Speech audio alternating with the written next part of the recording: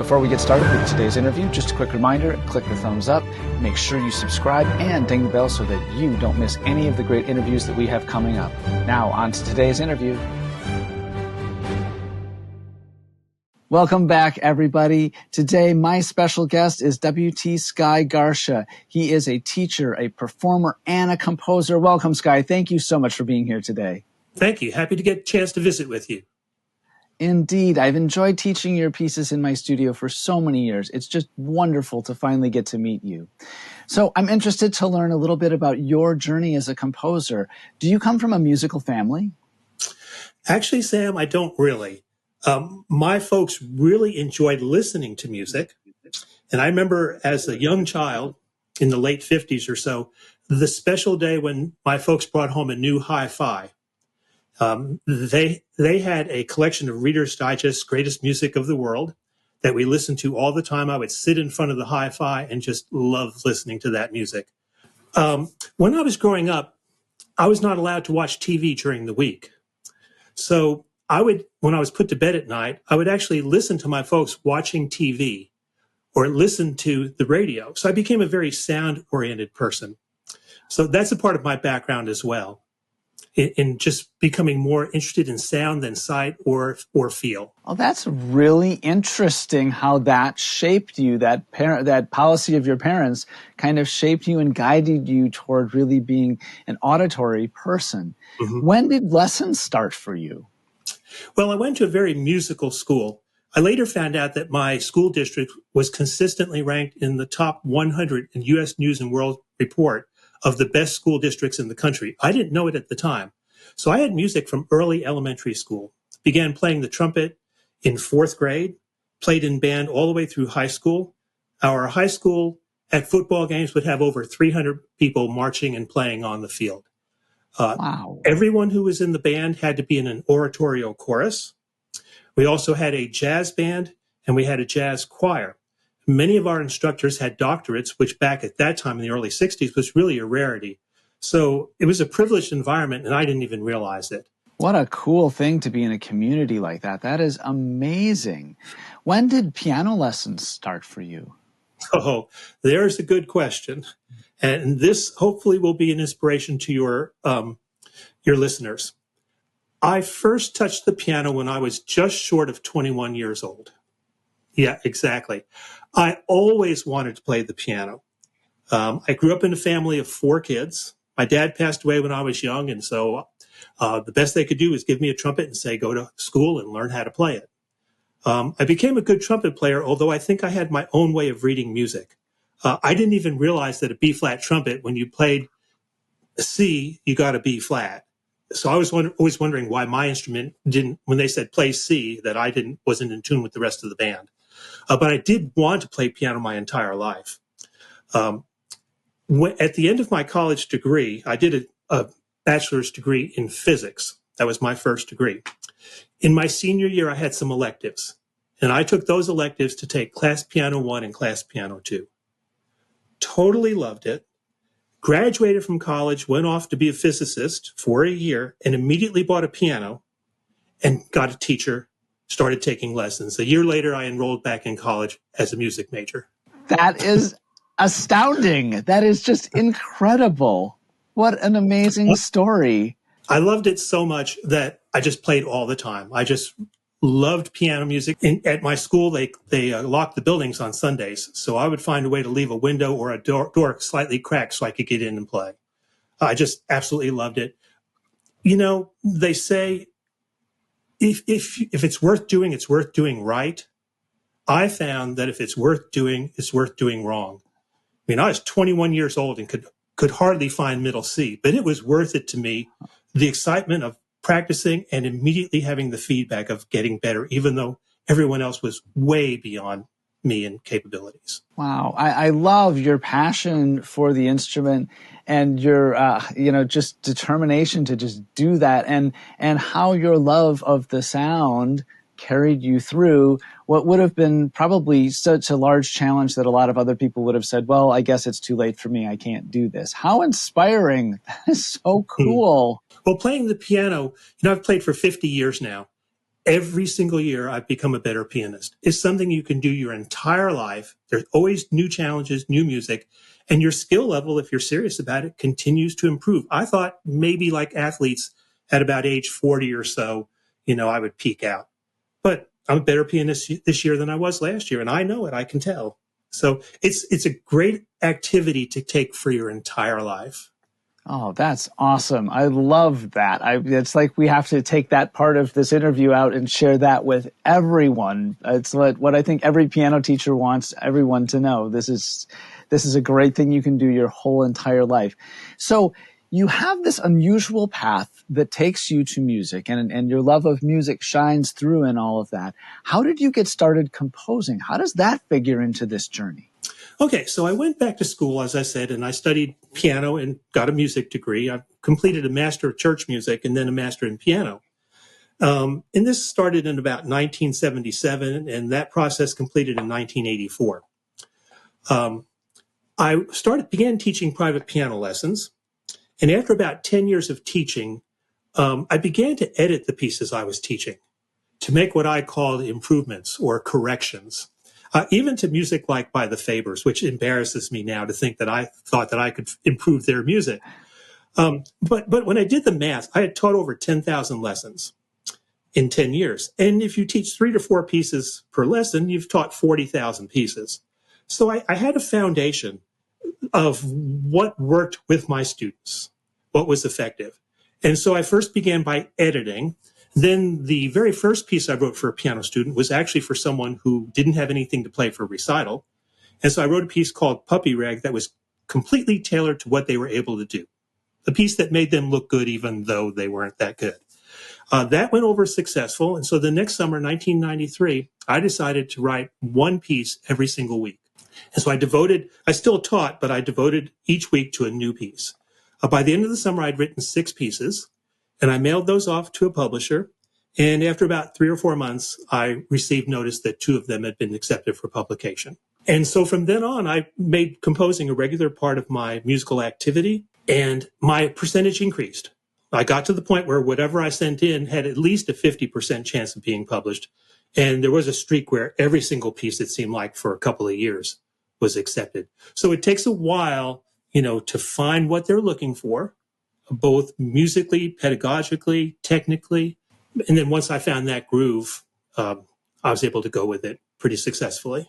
There are so many elements of that I love, that you first put yourself in a position to be able to do this by teaching all those pieces and giving yourself that foundation of so many things. Right. And then you put yourself on a deadline that you said, I'm going to write a piece a week. I think that's just an amazing way that you have to have that motivation to get something done and have that deadline. And then you took a chance, you sent things in, and not everything hit right away. It was successful, but you achieved some success and then rode that wave from there. That is just so cool. I love everything about that.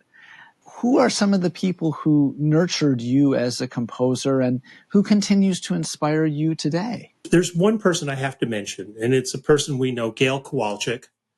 And she worked for a publishing company, I guess maybe you can say Alfred. And the way she treated my manuscripts was so personal.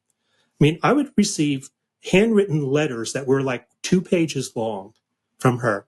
And she would write these. She'd be like on a flight to another engagement somewhere, a workshop or something. And so during the flight, she would actually write these long hand letters, and with detailed information about the pieces, about page turns, about where do you put a fingering? Where is it necessary to have a new fingering? And kind of guide me along the process. And at first, you tend to be resistant to what an editor says. I mean, I know this from teaching my own students. I mean, this is the way it's supposed to go. I like it like this. But I became more and more confident and more trustworthy of her judgment. Having independent eyes and ears is super valuable. And while I didn't always make the changes, I learned to take them very seriously. And of course, when you've written a piece, you know the way you want it to go. And when somebody changes something, it doesn't sound right to you until you give it a fair chance. You got to play it a bunch of times. You got to let it sit for a while. And you go back and go, yeah, that's at least as good as what I wrote. And then eventually, that's actually better. And very rarely have I taken an editor's advice and regretted it. Well, that's really cool that you had someone who was really part of your career as a composer, but also really took the time to almost provide a mentorship in writing pedagogical piano works and help Exactly. you to become the best composer you could be in that arena. So what are some of the things that challenged you to become an even better composer? I joined a music faculty, a 4-year regional university here in town, and I taught there for 34 years. What guided my career the most was my experiences at the university. I essentially became a composer in residence. Oh. So whenever there was an activity that needed music, I provided it. Now, I wasn't required to do that, but if there was a presidential inauguration, I wrote a vocal suite for that. If there was a 100th anniversary of the university's founding, I wrote something for that. I wrote for senior recitals. I wrote for each of our faculty. When they gave a faculty recital, I would write them an original composition, whether it was voice or trumpet. So little by little, I began to experience all of the different instruments.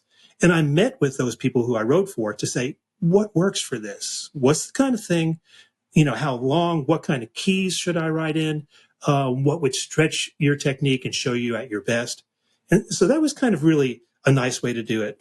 I love how you took every opportunity you could to practice your craft of composition. And I also really love that you entered into this dialogue with those performers and took that as your opportunity to learn from them about what is working, what isn't working, and to continue to hone your craft.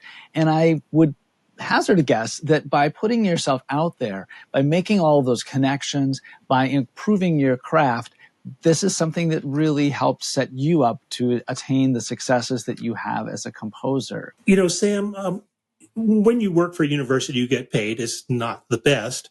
But I always felt that the bonus pay of working for the university was the people I got to work with, because I learned from them continually, even my students. I mean, there are like 10 different ways to teach a C major scale, and when the first 9 don't work, you have to invent a 10th way.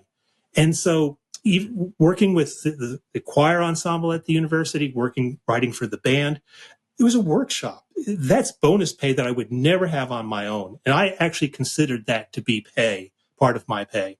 Loved it. It's the mark of an excellent teacher when there's a relationship where the students are learning from you, but you are also learning from the students. That is just awesome. One of the things that I notice, having taught your pieces for years and years, is that while they are very varied in style, that there's a certain sound that's uniquely yours to all of them.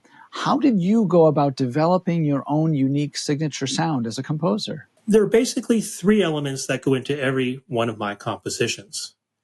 The first is the sound. So I'm looking for a sound that I enjoy, something that I think is beautiful, something that I think is original, interesting, satisfying. But then beyond that, there are 2 more elements that are, I think, really critical to my compositional style. One is the way it feels. Being a pianist, there are restrictions. You've got 10 fingers, you've got 88 keys. And so the way the piece felt was really important to me. One of the biggest mistakes student composers make is they write a piece at the computer, they play it back, it sounds great. When I go to sit down and play it, there's no way you can play that. You cannot play 7 notes in your right hand at the same time. You cannot play it at these 30-second notes at 164. So I think the feel of it is absolutely essential. And then finally, this is something that's absolutely critical as well, and that is how it looks on the page. The only connection I have with the students who play my pieces is the printed copy of the music. So when they look at that, my intentions have to be completely clear, whether it's pedaling, articulation, fingerings. I want this piece to make total sense to them. And the only way I have of doing that is to be very clear on the page of what I'm after and how to achieve that. So the sound, and most people stop with the sound. This sounds great. I'm ready. But you got to go beyond to how it feels and how it looks on the page. Those 3 things come together, and that's the uniqueness to me of my style. And I know that doesn't exactly address texture, form, style. But those are the three things that I look at in every single piece before I'm completely satisfied with what I've done. That is great insight. And I really love your emphasis on how it feels. And I think that is just amazing advice for student composers, because I think all of us who teach composition and who allow our students to use electronic notation at some point see a composition that appears that it was really kind of clicked in with the mouse and perhaps never actually tried at the instrument. So I love that advice that you really have to play it, get it under your fingers, find out how it feels to play it. And it's got to feel good as well as look good and sound good. So what are some of the attributes that you feel help people to become successful composers? Well, I once was in a class, I think it was a philosophy class or something, and they had to sit in silence in the darkness for about 15 minutes. When it was all done, the teacher said, "What happened for you during those 15 minutes?" For some people, they said, "Well, I felt really uncomfortable. I kept squirming." Other people said, "I was imagining different things in my mind." And other people said, "I heard all these different sounds that I was never aware of before." So, visual, kinesthetic, auditory. If a person is naturally auditory, and you can find that out just by that simple 15-minute experiment that I just mentioned, I think that's the number one attribute, to be sound oriented. Okay, so the next thing is, I think studying music is absolutely essential. My students have individual independent ideas, but they have to know how to put them down on paper. So you have to be interested enough to study music theory to understand, okay, this sound looks like this on paper. This is how it's translated. So a full knowledge of music and how it's created, how it's put down on paper is essential. And finally, listening to and playing as much music as you can. That, of course, is what builds your sound vocabulary, which is what you're constantly drawing on as you create new music. What role do restrictions play in your composing? You mentioned it a little bit ago. You talked about the fact that we can't play 7 notes in our right hand in piano, and we only have 88 keys. And you also mentioned it when you were talking about writing for all those different instruments. But talk to me a little bit about how that enters the process for you compositionally. Yeah, restrictions play a major part. There's a quote that I love, and it's by Stravinsky. And he says, "If you tell me to write a piece of music for any instruments of any duration, I wouldn't know where to start. But if you ask me to write a piece for percussion, 3 trombones, and a tuba for 4 male dancers performing a ritual around a fire, I will have a piece of music, and it's 3 minutes long. I will have a piece of music for you in no time." So I think the restrictions are absolutely essential to know what those restrictions are and to let them guide the compositional process. Absolutely. I think it makes everything so much easier having those restrictions in place. So if you teach composition, you alluded to that just a moment ago. Am I correct? I do, yes. So how do you get students started? The beginning of that process is for me to determine that this student needs something more or has something more to offer in their music. So I might isolate a student, I think, and ask them, you're doing really well. Have you ever thought about writing your own piece? And sometimes they're not that receptive to that. But I said, well, give it a try. Write me 4 measures this week of anything. And let's see where it goes from there. There are 2 things that I use, specific tools that I use in teaching composition. One is very simple, and that's I provide a left hand. I say, okay, here's the left hand. I want you to go home and write a right hand to go with this. Okay, so that gives them a starting point. And based on their ear, they decide what they think sounds good with that left hand. Here's what happens along the way, though. Invariably, as they're writing this piece, they go, I need to change the left hand. That doesn't fit with what I want my right hand to do. So ultimately, the piece becomes entirely theirs. They just needed that starting point. One of the things that I've seen with my own composition students is that they are plagued by having difficulty getting started, getting past that blank page. But then the other thing that I see is students who start a million things and seem to finish nothing. How do you get past those 2 compositional pitfalls? Well, for me personally, that's the way I'll address it. When I get to a point in a piece of music where I'm not sure what to do next, or I just kind of hit a wall, I go for a run. I know that has nothing to do with playing the piano or music. I think Beethoven went for walks, didn't he? And what that does is it takes your mind away from everything. And so when I'm running, I'm basically thinking about taking the next step. My mind is completely clear. And suddenly I start working over just the smallest part of the piece. And over the course of running for maybe 30 minutes, by the time I get back, I've gone through that over and over so many times without the restrictions of having the piano in front of me or the sound in front of me. It's all happening in my head, all these different choices. By the time I get back, I either have a solution or many solutions. And I run to the piano to try each one of them to see which one is the best. But really, breaking through does not happen at the piano. It happens away. And when I'm composing a particular piece of music, I'm mostly composing it all the time. When I'm in the shower, when I wake up in the morning, the different themes and different ideas are continually running through my head. I love that insight into your creative process. That is just so cool.